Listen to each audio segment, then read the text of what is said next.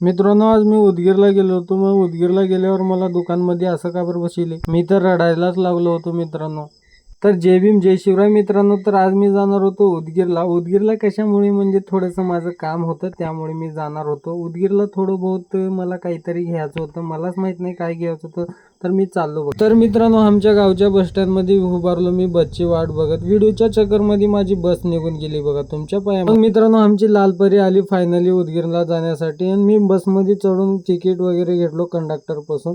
मग लास्ट सीटला बसलो होतो. बस एवढी आदळत होती, दन दन दन दन. जेवण केलेलं पुरा खालीवरी होत होतं. माझ्या बाजूला मित्र बसलो होता. थोड्याच वेळामध्ये माझा बाजूचा मित्र झोपला. त्याचे व्हायरस माझ्यामध्ये शिरलालते, मला पण झोप येऊ लागली. मग काय, मी दुसऱ्या सीटवरती जाऊन मस्तपैकी झोप मारलालो. उदगीरला जायला एवढं कंटाळा, वरून मला एवढी जोरात लघवी आली होती काय सांगूच नका तुम्ही. मग काय मित्रांनो, मी बसमधून उतरल्या पळालो बघा लघवीकडे. एवढी दाटन लघवी आलती काय तुम्ही सांगूच नका, की कंट्रोलच होत नव्हतं मला पहिलं.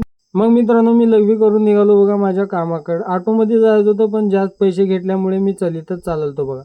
असं बी मित्रांनो, मला चालायला भारी आवडतं. किती का लांब राहिना मी चलितच जातो बघा, कुठे बी पैसे ना वेस्ट करत. मग तिथून थोडे पुढे गेल्यावर आमचे प्रिय मामाश्री भेटले. मामा म्हणले चल चहा पिवतो म्हणले. मी नको नको म्हणाल तर मी मामा पिवतो म्हणले. मग आम्ही फायनली एका हॉटेलमध्ये जाऊन मस्तपैकी चाय ऑर्डर केलो. ऑर्डर करून मग मित्रांनो चहा, आमचे मामा एकूण ते एकच आहेत बघा. आम्हाला हे मामा सोडून आम्हाला कोणते बी मामा नाहीत, एकूण ते एकच आहेत. मग मित्रांनो, काय चहा आली होती. चहा मस्तपैकी गप्पा गप्पा पिलो. गरम होती त्यामुळे मला जिभेला चटका लागला होता. बापरे म्हणलो, चलते चलते. मग मित्रांनो, मी मामा मस्तपैकी चहा पिऊन मामाला मी सोडलं बाजूला. मी आमच्या मामाला सोडलो बघा आडतमध्ये सोडून मी चाललो पुढच्या मार्गावर. मला कुठं जायचं होतं ते मला कळतच नव्हतं. आलो होतो मी आडतच्या, हे बघा आडतमध्ये मस्तपैकी माल भरला ते. माझ्यासोबत माझे मामा पण येणार होते, पण त्यांना काम आल्यामुळं त्यांनी काय आले नाही. मग मित्रांनो, मला जे दुकान पाहिजे ते भेटतच नव्हतं. मग मी इकडे आलो बाबासाहेबांचे दर्शन घेण्यासाठी. मग मित्रांनो, मी दर्शन घेऊन आलो बघा माझ्या ठिकाण्यावर. मित्रांनो, इथं कशासाठी आलो म्हणजे तुम्हाला सांगतो थोड्याच वेळात. तर मित्रांनो, इथं आलो होतो मी जनरल स्टोअरचं सामान घ्यायला, म्हणजेच गिफ्ट सेंटर. मग मित्रांनो, मी आळंदीमध्येच आता गिफ्ट सेंटर खोलणार आहे. तुम्हाला भालकीला जायची गरजच नाही. मग मित्रांनो, सकाळी 11 वाजता आलो होतो, वाजले होते आता 5. मला एवढी भूक लागली होती काय सांगूच नका तुम्ही. हॉटेल उडकीत होतो, भेटतच. मग एका हॉटेलमध्ये पाणी पिलो थंडगार, एवढं भारी वाटलं तुम्हाला काय सांगू. मला अमृत पिल्यासारखं झालं बघा.